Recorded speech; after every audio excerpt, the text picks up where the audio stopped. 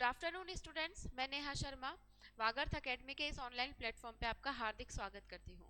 तो जैसा कि स्लाइड में आपको दिख रहा होगा, आज हम डिस्कस करने वाले हैं कुछ पीवाईक्यूज क्वेश्चंस। ठीक है, लास्ट कुछ क्लासेस में हमने टॉपिक्स कवर किए हैं हड़प्पा से संबंधित और साथ ही साथ ताम्र पाषाणिक, पाषाण काल, उन्हीं से संबंधित आपको यहाँ पर आज 10 क्वेश्चन देखने को मिलेंगे। ठीक है, केवल क्वेश्चन और आंसर ना देखते हुए हम देखेंगे कि उसके पीछे का बैकग्राउंड क्या है, ताकि आपको चीजें जो आपने पढ़ी हुई है वो याद आ जाए और साथ ही साथ अगर कोई कंफ्यूजन होगा तो क्वेश्चन के माध्यम से हमारी क्लैरिटी बन जाएगी। ठीक है ना, चलिए देखते हैं कि पहला क्वेश्चन आज का क्या है।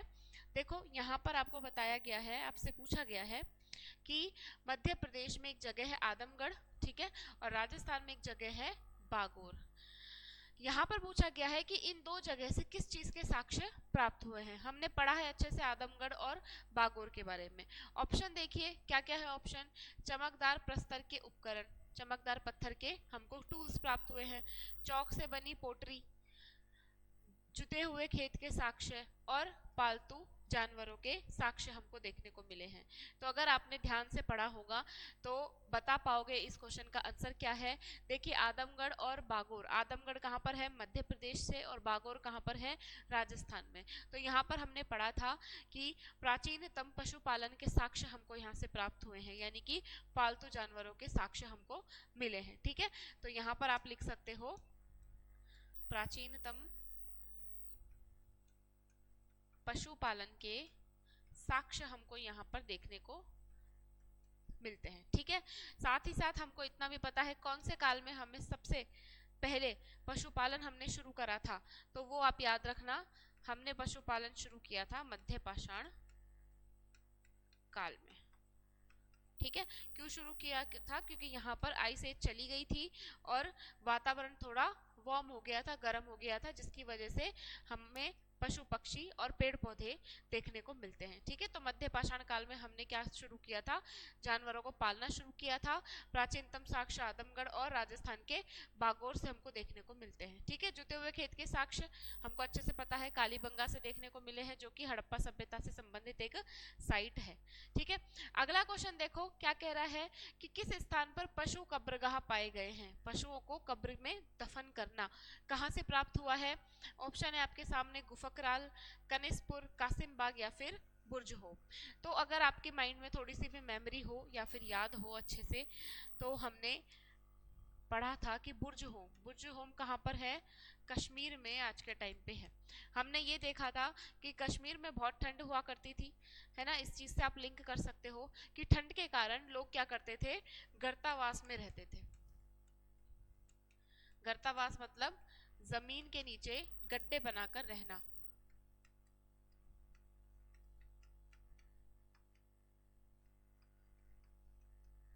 गड्ढे बनाकर रहना। ठीक है, तो गर्तावास के साक्ष्य हमको बुर्ज होम से मिले हैं। साथ ही साथ पशु कब्रगाह, पशु कब्रगाह का मतलब क्या है कि जब भी कोई व्यक्ति की डेथ होती थी, जब भी कोई व्यक्ति मरता था, तो उसके साथ कब्र में उसका पालतू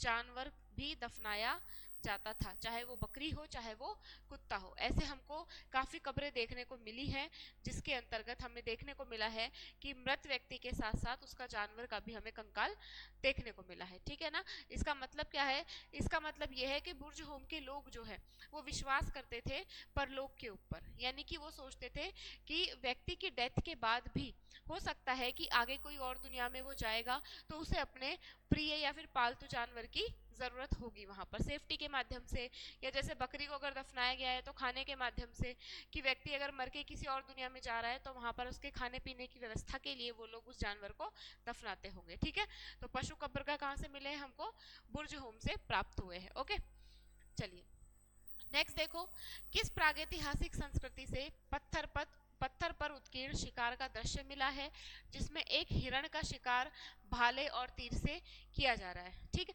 यहाँ पर पूछा गया है कि हमको एक पत्थर मिला है और पत्थर पर क्या है, चित्र अंकित किया गया है। किसका चित्र, हिरण के शिकार का चित्र, हिरण के शिकार का चित्र।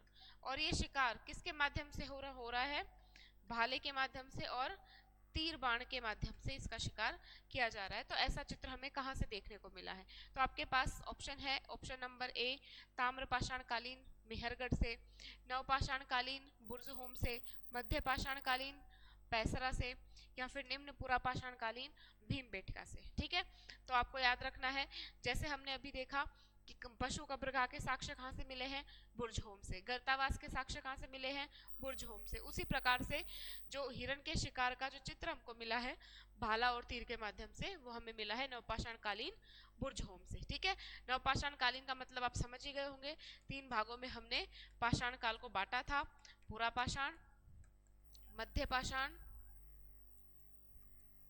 और नवपाषाण। ठीक है, याद रखिएगा, यहाँ पर बात कर रही है नवपाषाण कालीन स्थल बुर्जहोम की बात की जा रही है। ठीक है, चलो नेक्स्ट देखो, चौथा क्वेश्चन क्या है कि नवपाषाण कालिक स्थलों को चिन्हित कीजिए जहां से चावल की खेती के प्रमाण मिले हैं। हमने देखा था कि खेती के सर्वप्रथम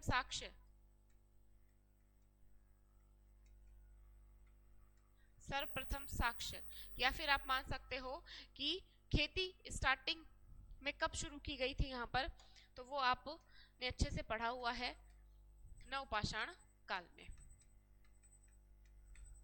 भाई पुरापाषाण काल में हमने देखा था कि आइस एज थी, खत्म होना शुरू हुई थी, लेकिन उस टाइम तक आइस एज चल रही थी। ओके, मध्य पाषाण काल तक आते आते आइस एज खत्म हो गई थी, जिसमें हमने पशुपालन करना शुरू किया। और नवपाषाण काल आया, तो नवपाषाण काल में हमने किसकी शुरुआत करी? कृषि की शुरुआत करी। ठीक है, तो कृषि में हमने देखा था गेहूं और जौ की कृषि के साक्ष्य हमको कहां से मिले हैं? सर्वप्रथम मेहरगढ़ से प्राप्त हुए हैं। वहीं बात करें चावल के सर्वप्रथम साक्ष्य कहां से प्राप्त हुए हैं? तो 2 जगह है आपकी, कोल्डी हवा और महागढ़ा, यानी कि आंसर क्या आ जाएगा आपका? 1 और 3। देखो कौन से ऑप्शन में 1 और 3 है? ए में 1 एंड 2, बी में 1 एंड 4, सी में 2 एंड 4 और डी में 1 एंड 3। कोल्डी हवा और महागराड़ दोनों की दोनों कहां पर है? दोनों की दोनों उत्तर प्रदेश में है, यूपी में है। ठीक है ना, तो सर्वप्रथम कृषि के साक्ष्य मेहरगढ़ से प्राप्त हुए हैं, गेहूं और जौ के। लेकिन चावल के सर्वप्रथम साक्ष्य कहां से प्राप्त हुए हैं? वो हमको कोल्डी हवा और कहां से? महागढ़ा से प्राप्त हुआ है। ओके, चलो 5वें नंबर पे क्या क्वेश्चन है कि यहाँ पर देखो आपको मैच करने के लिए चीजें दी गई हैं।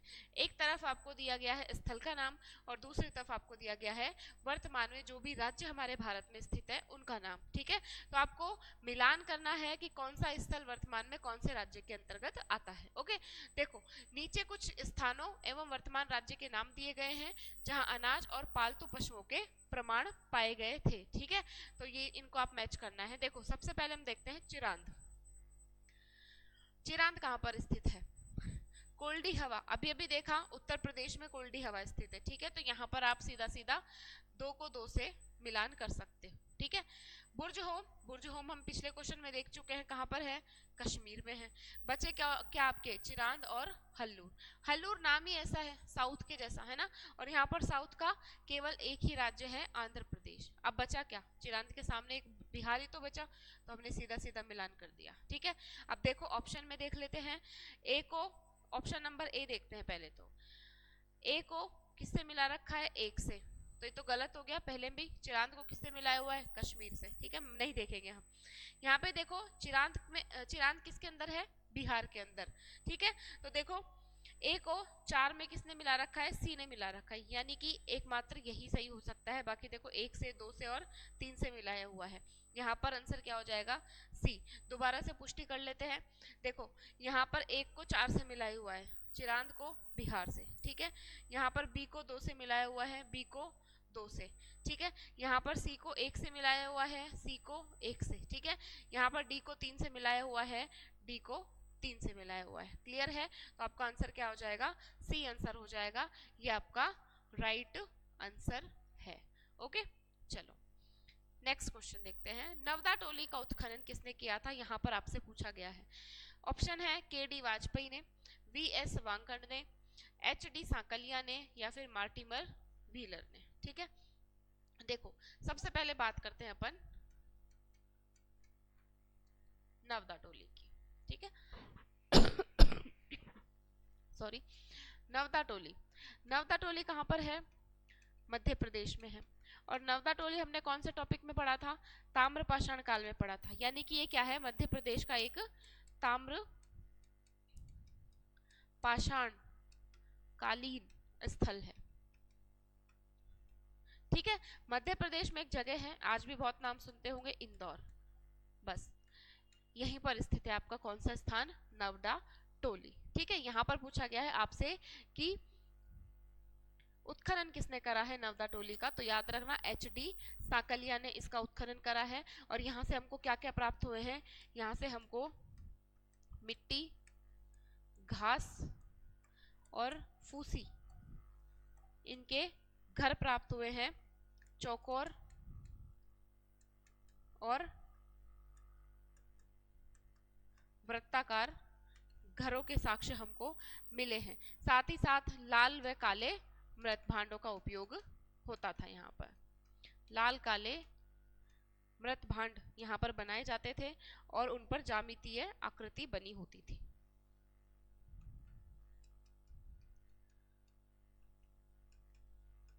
ज्यामितीय आकृति।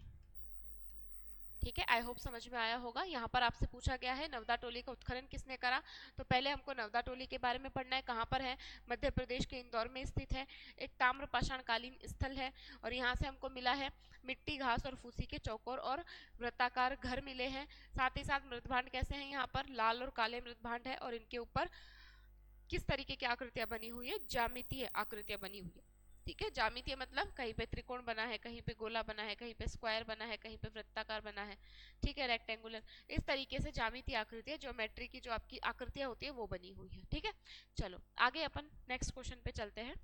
7 नंबर पे, निम्न प्रागैतिहासिक स्थलों में से कौन सा राजस्थान में स्थित है? प्रागैतिहासिक मतलब प्री हिस्टोरिक स्थल की बात हो रही है। प्री हिस्टोरिक मैंने आपको बताया था, इसका मतलब क्या होता है? इसका मतलब होता है कि इस टाइम के जो लोग थे उनको पढ़ना लिखना नहीं आता था बिल्कुल भी। ओके, तो ऑप्शन में दे रखा है आपके भीमबेटका, देवापुर, जमालपुर या फिर खोर। तो यहाँ पर राजस्थान में कौन सा स्थान है? तो आपको डी पे टिक करना है। कौन सा है? खोर है। ठीक है, और खोर कहाँ पर स्थित है? आपके राजस्थान के चित्तौड़गढ़ जिले में स्थित है। और प्रागैतिहासिक काल की बात करें तो प्रागैतिहासिक काल में हमने कुछ टॉपिक्स रखे हैं, जैसे कि पाषाण काल हमने प्रागैतिहासिक काल में रखा है क्योंकि वहां के लोगों को पढ़ना नहीं आता था। दूसरा, ताम्र पाषाण काल को भी हमने किस में रखा है? प्रागैतिहासिक काल में ही रखा है। ओके, तो यहाँ पर कौन सा आएगा? यहाँ पर आपका आएगा पाषाण काल में पुरा पाषाण काल। ये एक ऐसा स्थल है, पुरा पाषाणिक स्थल है। ठीक है, क्यों? क्योंकि यहाँ पर पुरा पाषाण काल के पत्थर पाए गए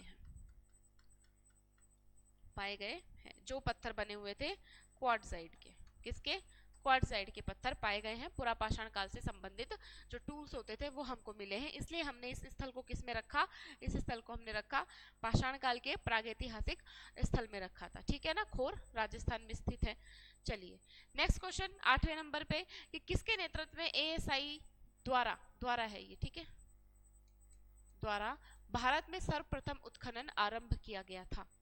निम्न में से कोई एक व्यक्ति है जिसके काल में या जिसके नेतृत्व में सबसे पहले भारत में उत्खनन आरंभ किया गया था? तो देखो, John Marshall, Alexander Cunningham, Mortimer Wheeler, H D. Sankalia, इनमें से आपको एक ऑप्शन चुनना है। ठीक है, तो देखो एएसआई की जो स्थापना हुई थी, एएसआई का मतलब है भारतीय पुरातत्व सर्वेक्षण विभाग, आर्कोलॉजिकल सर्वे ऑफ इंडिया। यानी कि ये जो इंस्टीट्यूशन है, संस्था है, ये क्या काम करती है? भारत में जितने भी पुरातात्विक संबंधी जो गतिविधि होती है, खुदाई होती है, ठीक है, उनकी स्टडी होती है, वो सारे काम कौन करता है? एएसआई करती है। ठीक है, तो इसकी जो स्थापना हुई थी वो 1861 में हुई थी और प्रथम जो निदेशक थे वो थे अलेक्जेंडर कनिंघम। इन्हीं के निर्देशन में सबसे पहले क्या हुआ था? इनकी स्थापना हुई थी और पहले निदेशक भी यही थे। ठीक है, यहाँ पर बात हो रही है सर्वप्रथम उत्खनन आरंभ कब हुआ था, किसके काल में हुआ था? तो आपको याद रखना है जॉन मार्शल के काल में उत्खनन आरंभ ये हुआ था जॉन मार्शल के काल में, और जॉन मार्शल को इसका निदेशक बनाया गया था 1904 में। ठीक है, क्लियर है। चलिए आगे चलते हैं नेक्स्ट क्वेश्चन पे कि 1947 में भारतीय पुरातत्व सर्वेक्षण के तत्कालीन डायरेक्टर जनरल कौन थे। देखो अलेक्जेंडर कनिंघम के बारे में हमने पढ़ा है, 1861 में थे ये। ठीक है, आरसी बनर्जी हटा दो, राखलदास बनर्जी जिन्होंने मोहनजोदड़ो की खुदाई करी थी। ठीक है, REM व्हीलर और sir John Marshall. Sir John Marshall का हम पढ़ चुके हैं, 1904 में इनको बनाया गया था। बचे कौन, REM व्हीलर यानी कि मार्टिमर व्हीलर। ये कब बने थे, 1947 में इनको डायरेक्टर जनरल बनाया गया था, निदेशक बनाया गया था किसका, भारतीय पुरातत्व सर्वेक्षण विभाग का। ठीक है, लास्ट क्वेश्चन, निम्नलिखित में से कौन से कथन हड़प्पा मोहरों के संदर्भ में सही है। देखो आपको स्टेटमेंट दी गई है, आपको बताना है कि इनमें से कौन कौन सी स्टेटमेंट सही है। ठीक है, मोहरों के हिसाब से, हड़प्पा में जो मोहरें प्राप्त हुई है उसके आधार पर हमको बात करनी है। ठीक है, अधिकांश मोहरें आकृति में वर्गाकार हैं।